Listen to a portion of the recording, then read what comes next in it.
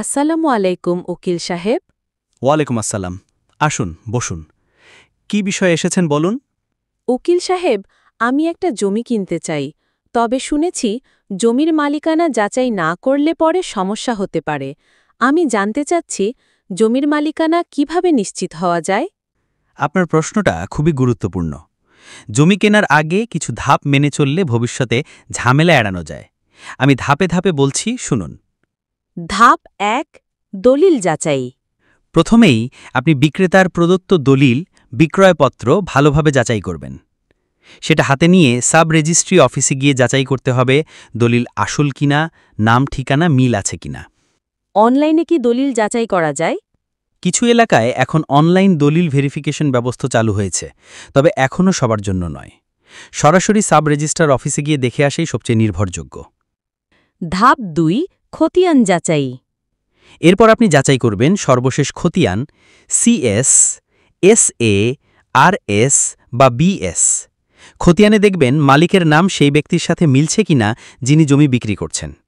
অনলাইনে কি খতিয়ান পাওয়া যায়? হ্যাঁ, এখন www.land.gov.bd অথবা www.porcha.gov.bd এই ওয়েবসাইটে অনলাইনে খতিয়ান দেখা যায়।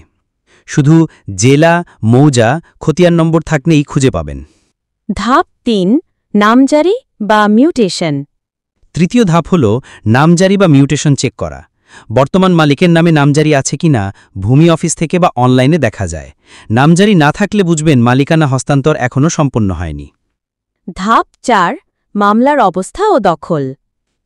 চতুর্থ ধাপ, জমির উপর কোনো মামলা আছে কিনা সেটা খোঁজ নিন। সিভিল কোর্ট বা এসি ল্যান্ড অফিসে খোঁজ নিয়ে নিতে হবে।